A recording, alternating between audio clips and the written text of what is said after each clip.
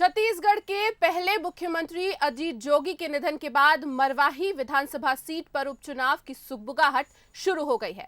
इस सीट पर 29 नवंबर से पहले चुनाव होने हैं। जोगी कांग्रेस इस सीट पर सहानुभूति की उम्मीद लगाए हुए है और खामोशी से सीट पर उपचुनाव की तैयारियां शुरू कर दी गई हैं। पिछले 5 चुनाव से ये सीट जोगी परिवार के पास है। 4 बार जोगी परिवार कांग्रेस के टिकट पर चुनाव लड़ा और पिछली बार ही जोगी अपनी पार्टी छत्तीसगढ़ जनता कांग्रेस से इस सीट से चुनाव लड़े। कांग्रेस के लिए ये सीट चुनौती है क्योंकि अजीत जोगी ने पिछले बार 46,000 वोटों से जीत दर्ज की थी। इस कवर करना कांग्रेस के लिए चुनौती है। हालांकि पिछले दिनों सीएम भूपेश बघेल ने जो बयान दिया उसे लेकर भी सियासत हुई। बघेल ने कहा था कि मरवाही कांग्रेस की परंपरागत सीट रही है। इस पर जोगी कांग्रेस के नेता धर्मजीत सिंह ने पलटवार भी किया। छत्तीसगढ़ कांग्रेस का गढ़ रहा है और ऐसे लोगों के कारण से हमको 15 साल वंचित रहना पड़ा। अब पूरा प्रदेश जान चुका है कि स्थिति क्या है, लेकिन मरवाही उपचुनाव जो होगा बहुत महत्वपूर्ण उपचुनाव होंगे और इसको हम सब गंभीरता से ले रहे हैं। देखिए, मैं समझता हूं कि एक जीवित व्यक्ति जो राजनीति में होते हैं तो आपस में बयानबाजी और आरोप प्रत्यारोप विरोध सब हो जाता है, कोई दिक्कत नहीं है। लेकिन एक जो व्यक्ति स्वर्गीय हो चुका है उसके बारे में टिप्पणी करना मैं उचित नहीं समझता हूँ। लेकिन फिर भी माननीय मुख्यमंत्री जी का ये बयान है, इस बयान के बारे में मरवाही की जनता ही तय करेगी कि माननीय मुख्यमंत्री का बयान सही है या गलत है। ये मरवाही के उपचुनाव के निर्णय में इन बातों का फैसला हो जाए।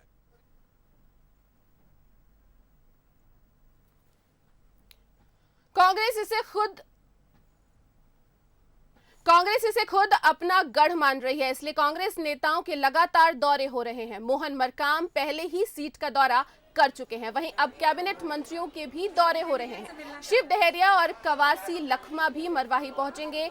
जोगी के निधन के बाद अब कांग्रेस को यहां नए चेहरे की तलाश है। हालांकि नेता कहते हैं कि प्रत्याशी कौन होगा ये पार्टी तय करेगी। टिकट हाईकमान तय करता है और जो लायक है उसको टिकट मिलेगा। हम सब कांग्रेस के कार्यकर्ता हैं, कांग्रेस से जुड़े हैं, इसलिए हमारी सारी महिलाएं हमारे साथ जिम्मेदारी के साथ इस चुनाव में काम करेंगी और कांग्रेस को जिता के लाएंगे। बीजेपी की बात करें तो पिछले 5 चुनावों में वो दूसरे नंबर की पार्टी रही है। तैयारियां की बात करें तो बीजेपी के सांसद अरुण साव समेत कई विधायक कार्यकर्ताओं के साथ बैठक कर चुके हैं। बीजेपी की तैयारियों की बात करें तो सांसद अरुण साव भी यहां दौरा कर चुके हैं और विधायक भी कई बार कार्यकर्ताओं की बैठक कर चुके हैं। कांग्रेस की तरह बीजेपी को भी नए चेहरे की तलाश है। हालांकि ऐसे कई चेहरे हैं जो कई बार बीजेपी के टिकट पर यहां से किस्मत आजमा चुके हैं।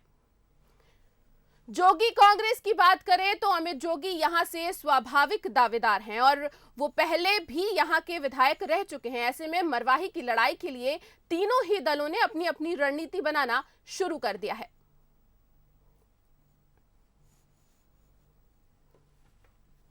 इस मामले में चर्चा करने के लिए हमारे साथ रायपुर स्टूडियो में जुड़े हुए हैं कुछ खास मेहमान। न्यूज एडिटर अभिषेक शुक्ल इस चर्चा को आगे बढ़ाएंगे।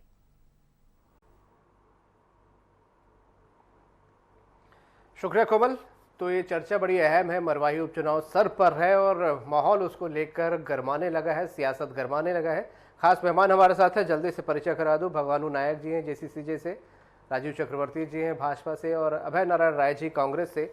भगवानू जी, गढ़ किसका? कांग्रेस इसे अपना गढ़ बता रही है जबकि आप लोग दावा करते हैं ये जोगी का गढ़ है। देखिए अभिषेक जी, इतिहास गवाह है, राज्य गठन करने के बाद ये जो सीट थी ये भारतीय जनता पार्टी के पास थी और रामदयाल उके जी माननीय अजीत जोगी जी के व्यक्तित्व से प्रभावित होकर के सीट छोड़ी थी। तब से लेकर के अभी तक आप देखेंगे ये सीट जोगी परिवार के मध्य रहा। जोगी जी जब जब चुनाव लड़े वो जीते। उनके परिवार का सदस्य 2013-14 में श्री अमित जोगी जी उनके पुत्र लड़े थे और वो सर्वाधिक मतों से जीत करके छत्तीसगढ़ में एक रिकॉर्ड बनाए। उसके बाद आप देखेंगे कि जब वो नई पार्टी बनाते हैं और मात्र चुनाव के 2 माह पहले हमें हल चला था किसान नामक जो हमारे चुनाव चिन्ह हमको मिलता है, उस पर भी माननीय अजीत जोगी जी 40-42 हजार वोट से वो चुनाव जीतते। तो इस बात का प्रमाण है ये कि वो कांग्रेस का या भारतीय जनता पार्टी का गढ़ नहीं है, वो जोगी परिवार का गढ़ है, अजीत जोगी जी का गढ़ है। क्योंकि वहां पर जोगी जी ने कभी राजनीति नहीं किया, वो तो चुनाव प्रचार में भी नहीं जाते, वो अन्य अपने कार्यकर्ताओं के प्रचार में वो जाते हैं और वहां की जनता हमेशा उन्हें जिता करके हमेशा लाई है। जोगी जी के मृत्यु होने के पश्चात सबसे ज्यादा अगर दुखी अगर कोई हुआ छत्तीसगढ़ में, वैसे तो पूरे छत्तीसगढ़ में शोक का लहर रहा, लेकिन मारवाही की जनता को उनको सबसे ज्यादा जो है दुख पहुंचा, क्योंकि अजीत जोगी जी खुद कहते थे कि मैं वहां का मजदूर हूं, वहां का कमियां हूं। तो इस बात भी जो है माननीय अमित जोगी जी चुनाव लड़ रहे हैं और ऐतिहासिक मतों से जीतेंगे वो। अभय नारायण जी हमारे साथ है। अभय नारायण जी, आप लोग बोल रहे हैं आपका गढ़ है, जो कि परिवार का दावा है, दरअसल वो उनका गढ़ है और बिना आपकी चुनाव चिन्ह की भी जीत हासिल की है उन्होंने।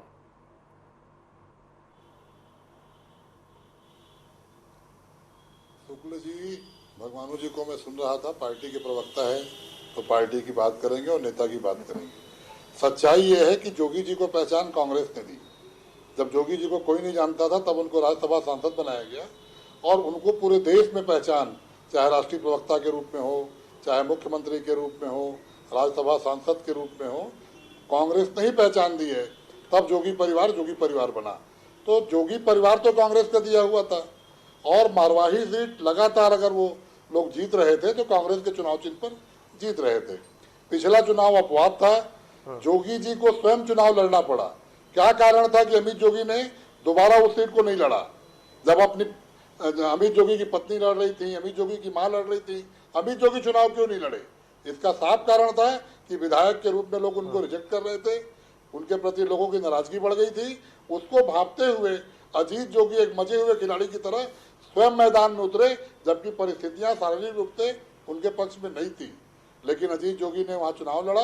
लोग अजीत जोगी को प्रथम मुख्यमंत्री के रूप में बहुत मानते हैं और मानते रहे हैं। हम लोग भी कांग्रेस में हैं, लेकिन प्रथम मुख्यमंत्री के रूप में उनका हम लोग बहुत सम्मान करते हैं।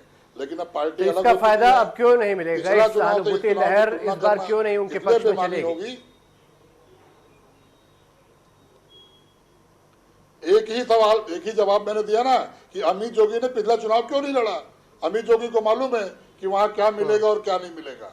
वो जोगी जी का फोटो लेके मैदान में उतरेंगे, लेकिन जो अमित जोगी का व्यवहार है, जो अमित जोगी का 5 साल का कार्यकाल है, उसको जनता नकारेगी। और 18 महीने के कांग्रेस की योजनाएं, कांग्रेस का कार्यक्रम, कांग्रेस का छत्तीसगढ़ियापन, छत्तीसगढ़ में छत्तीसगढ़ियों का स्वाभिमान, इस नारे के साथ। और सबसे बड़ी बात है कि अजीत जोगी जी मुख्यमंत्री होने के बाद भी, 15 साल तक भारतीय जनता पार्टी का मुख्यमंत्री होने के बाद भी जिला किसी ने नहीं बनाया। अगर जिला बनाकर मारवाही गौरेला पिंडरा को किसी ने सम्मान दिया है तो वो धरती पुत्र, माटी पुत्र, किसान नेता भूपेश बघेल ने, जिसका सम्मान कांग्रेस पार्टी को भी मिलेगा। और कांग्रेस पार्टी एक तरफ से चुनाव जीतेगी, वहां प्रत्याशी जनता पार्टी। चुनावी प्रचार तो तेज हो चुके हैं, कैंडिडेट भी घोषित होने लगे हैं यहाँ पर। भाजपा से भी मैं जी अभय जी रिएक्शन ले लेता हूँ। जी राजीव जी, क्या चर्चा मरवाही में कांग्रेस और जोगी कांग्रेस की हो रही है? आप लोग क्या दौड़ से बाहर मान रहे हैं या आप लोग चाहते हैं कि बीच में आकर वोट ना काटे, आप लोग इन दोनों को ही सामने रखा जाए? देखिए अभिषेक जी, जो भी चुनाव मैदान में होता है और भारतीय जनता पार्टी का लगातार आप देखेंगे तो जनसंघ और भाजपा के रूप में हर चुनाव लड़ती है और हर चुनाव को बहुत सीरियसली लेती है, बहुत प्रतिबद्धता के साथ लड़ती है और जनता जनार्दन का आशीर्वाद रहा है। इसके पहले भी आप देखेंगे रामदयाल उइके जी थे, वो हमारी पार्टी से, भारतीय जनता पार्टी से थे और पिछले बार भी विपरीत परिस्थितियों के बावजूद दूसरे नंबर पर थी। निश्चित रूप से हमारी आशाएं हैं कि जनता का आशीर्वाद मिलेगा। हालांकि मैं आपको पहले से बता दूं कि जो अभी पिछला उपचुनाव देखा गया कि धन बल, बाहुबल और जिस प्रकार से पुलिस मिशनरी को लगाया जाता है, सरकारी मिशनरी को झोंका जाता है, तो उसके बाद परिणाम जो भी हो, लेकिन भारतीय जनता पार्टी, आपका कहना है कि धन बल बाहुबल के जरिए ये चुनाव कांग्रेस जीत लेगी? नहीं, जीतेगी नहीं, अभी तो आया नहीं है। आपने देखिए जिस प्रकार से कांग्रेस के लोग अशिष्ट भाषा का उपयोग करते हैं स्वर्गीय जोगी जी को लेके, हम ऐसी भाषा, हम ऐसे चुनाव में हथकंडे नहीं अपनाते। जिस प्रकार से मुख्यमंत्री जी ने कहा कि इस व्यक्ति की वजह से 15 साल कांग्रेस सत्ता से दूर रही, मतलब अपौती मानते हैं। अरे भाई, लोकतंत्र में कोई जीतता है, कोई हारता है, तो इस व्यक्ति व्यक्ति की, उनकी चिता की राख ठंडी नहीं भगवान हुई जी। जोगी जी की। और मुख्यमंत्री जी ने कहा कि इस व्यक्ति की वजह से हम 15 साल सत्ता से दूर रहे, तो ये बहुत अशोभनीय भाषा है। तो ये मरवाही की जनता निश्चित रूप से ऐसे लोगों को जवाब देगी। और भोले भाले आदिवासी बहुल क्षेत्र है, उनकी भावनाएं को मैं सैल्यूट करता हूं। और निश्चित रूप से ए और बी टीम की कोई बात नहीं है, ये जनतंत्र का अपमान करना कांग्रेस पार्टी की संस्कृति रही है। भगवान जी, अमित जोगी पिछली बार चुनाव नहीं लड़े थे, तो इसीलिए इन्होंने 1975 में भी आपातकाल लगाया। अमित जोगी पिछली बार चुनाव नहीं लड़े थे, कांग्रेस सवाल उठा रही है कि स्थिति गड़बड़ थी, इसलिए जोगी जी को खुद मैदान में उतरना पड़ा। इस बार मैदान में न जोगी जी है, अमित जोगी जी के की जो इमेज है उसको लेकर नुकसान होगा कांग्रेस। अमित जोगी जी का व्यक्तित्व भी काफी बड़ा है, विद्वान अधिवक्ता है, गोल्ड मेडलिस्ट है और एक युवा नेता है। जब वो उस समय चुनाव नहीं लड़ने वाली बात, वो नई पार्टी के प्रदेश अध्यक्ष बने थे, उनकी जिम्मेदारियां बहुत थी। चूंकि माननीय जोगी जी अस्वस्थ रहते थे, इसलिए उन्हें एक बड़ी जिम्मेदारी छत्तीसगढ़ की मिली थी। विभिन्न जिलों में जाकर, विधानसभाओं में जाकर उन्हें प्रचार प्रसार करना पड़ रहा था उस समय, इसलिए चुनाव नहीं लड़े थे। अब चूंकि माननीय जी जोगी जी हमारे बीच में नहीं रहे, अमित जोगी जी के ऊपर में हमारी पार्टी की दारोमदार भी है, हमारे युवा नेता भी है, लोकप्रिय नेता है, अपने पिता के रास्ते पर चल रहे हैं वो, और मारवाही से वो ऐतिहासिक मतों से जीतेंगे। और रही बात इनका यह आरोप की जो है उनको वहां पर वो जीत नहीं मिलेगी, बिल्कुल गलत है। आप अपने पार्टी का, अपने नेता का बखान आप कर रहे हैं, और 18 महीने में आपने क्या किया है वो मारवाही की जनता वो तय कर देगी और वो बता देगी कि कौन सही है, ये चुनाव बड़ा अहम हो चुका है और सभी के अपने अपने दावे हैं और जनता तय करेगी कि ये गढ़ किसका। बहुत शुक्रिया आपका इस चर्चा में शामिल होने के लिए, आप सभी का। तो मरवाही उपचुनाव का बिगुल बज चुका है, सेनाएं वहां पर सजने लगी है, उम्मीदवारों भी चेहरे तय होने लगे हैं, सर्वे होने लगे हैं। लड़ाई सीधी सीधी तौर पर आमने सामने की है। कौन जीतता है, कौन किसका गढ़ भेदता है, आने वाला वक्त बताएगा। खास पेशकश में इतना ही। नमस्कार।